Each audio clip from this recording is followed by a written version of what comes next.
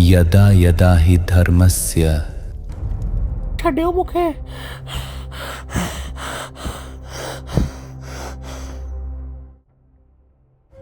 ग्लानिर्भवति भारतः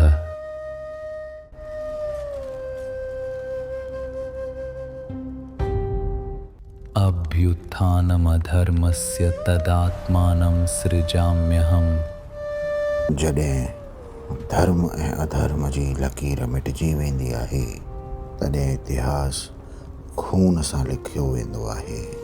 ऐं हीअ ख़ाली युद्ध जी अखाणी कोन्हे, अहंकार, प्रतिज्ञा, प्रेम ऐं अधर्म जी अखाणी आहे। हिकु अहिड़ी कथा जंहिं सॼे आर्यवर्त जी तक़दीर मटे छॾी।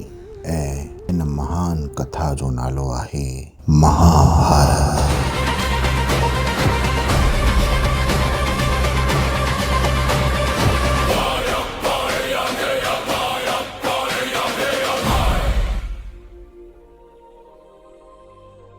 महाभारत हिकु अहिड़ी महान कथा आहे जेकी मनुष्य खे धर्म ऐं अधर्म जे विच जो अंतर सम्झाईंदी आहे।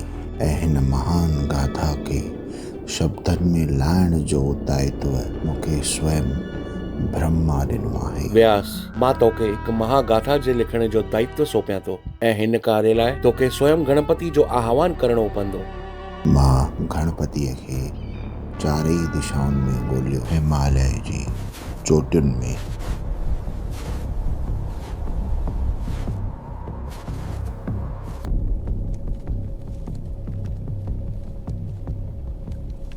सुनसान रेगिस्ताननि में,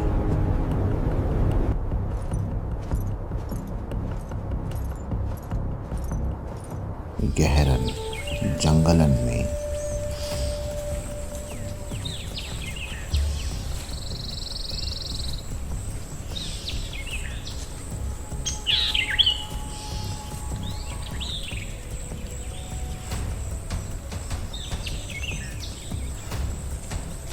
ओम घं गणपतये नमः। घं गणपतये नमः।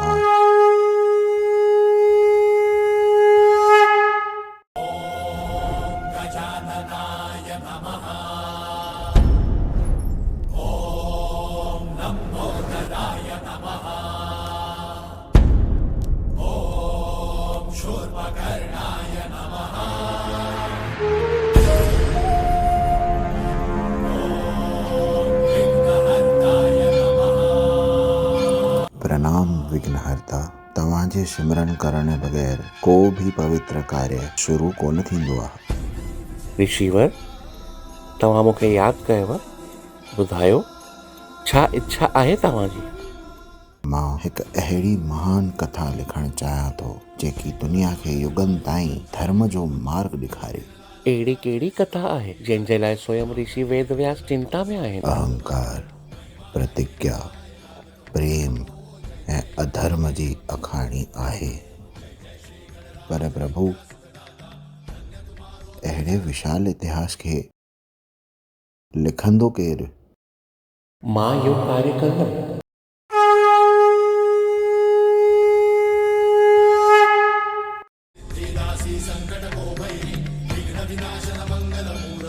पर ऋषिवर, मुंहिंजी हिकिड़ी शर्त आहे। आज्ञा ॾियो प्रभु।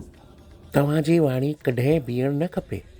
जंहिं पल तव्हां बीहंदा, मां लिखणु रोके छॾींदुमि। स्वीकार आहे। पर प्रभु, तव्हांखे बि हर हिकु श्लोक सम्झी लिखणो पवंदो। स्वीकार आहे।